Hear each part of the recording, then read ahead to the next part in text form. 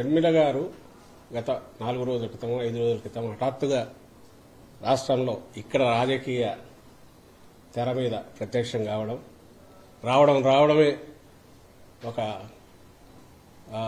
కంటిన్యూస్గా ఒక హోరు క్రియేట్ చేయాలని ప్రయత్నం చేయడము, తన తిట్టే కార్యక్రమము, ఉపన్యాసాలు, వ్యంగ్యాస్త్రాలు రకరకాలు చూస్తూనే ఉన్నారు, అందరూ చూస్తున్నారు.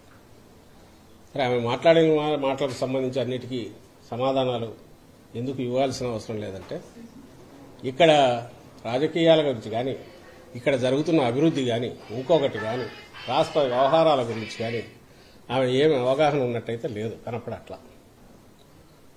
అందువల్లే మాట్లాడే మాటల్లో అసలు దేనికి ఒకదానికి ఒకటి పొంతన ఉండట్లా. నా దృష్టిలో అయితే ఏదో ఎలక్ట్రీషియన్ కాంపిటీషన్ పిల్లలు ప్రిపేర్ అయి ఉంటారు, వాళ్ళకి ఆ సబ్జెక్ట్తో సంబంధం లేదు, ఎక్కడో తీసుకుంటారు, ప్రిపేర్ అవుతారు, ముక్కును పడతారు, బట్టి పెడతారు, పోయేసి దాన్ని డెలివరీ చేస్తారు. అలాగే కనపడుతుంది.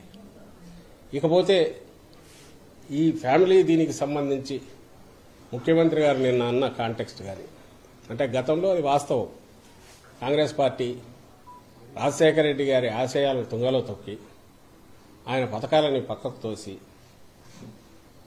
ఆయన కోసం మరణించిన వాళ్ళ కుటుంబాలను పరామర్శించాలని ఓదార్పు యాత్ర చేపడితే అడ్డంగా దానికి నో చెప్పి దాని తర్వాత కక్ష సాధింపు చర్యలు మొదలుపెట్టి వేధిస్తున్నప్పుడు అది షర్మిలమ్మకు తెలుసు.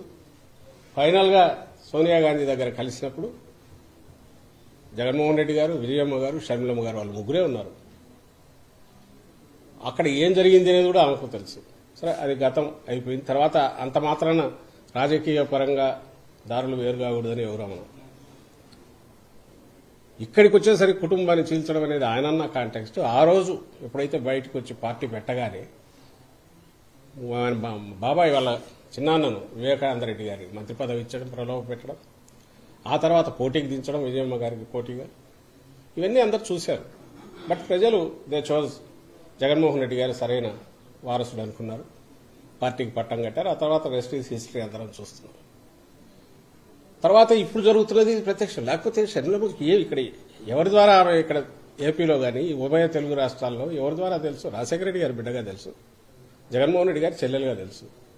జగన్మోహన్ రెడ్డి గారు రాజశేఖర రెడ్డి బిడ్డగా ఆ రోజు మొదలుపెట్టిన ప్రస్థానం తర్వాత ఇప్పుడు అది సొంతంగా అనంతరం ఒక ప్రవాహంలాగా, మహా ఉధృతమైన ప్రవాహంలాగా అప్రతిహతంగా ముందుకు సాగుతోంది. అంటే వాటిని అవపోసన బట్టి ఆయన ఆశయాలను, ఆయన ఆలోచనలు, రాజశేఖర రెడ్డి గారి ఆలోచనలు, ఆశయాలు, ఈయన వాటిని మనసావాచ నమ్మి వాటిని మరింత ఫైన్ ట్యూన్ చేసి ఇంప్లిమెంట్ చేస్తున్నారు. కాబట్టి అది ఏదైనా పార్టీని ప్రొటెక్ట్ చేయడంలో కావచ్చు, విలువలను పాటించడంలో కావచ్చు, నిజాయితీగా నిబద్ధతగా వ్యవహరించడంలో కావచ్చు, నిబ్బరంగా అడుగులు వేయడంలో కావచ్చు, ఎన్ని ఆటుపోట్లైనా తట్టుకోవడంలో కావచ్చు, ఇంక్లూడింగ్ అక్రమ కేసుల్లో జైల్లో పెట్టడం దగ్గర నుంచి, ఇంక్లూడింగ్ తెలుగుదేశం పార్టీ అధికారంలో ఉన్నప్పుడు 23 మందిని పోస్ట్ చేసి ప్రలోభ పెట్టి పశువులు కొన్నట్టు చంద్రబాబు కొన్నప్పుడు కూడా ఎక్కడా చెల్లించలేదు.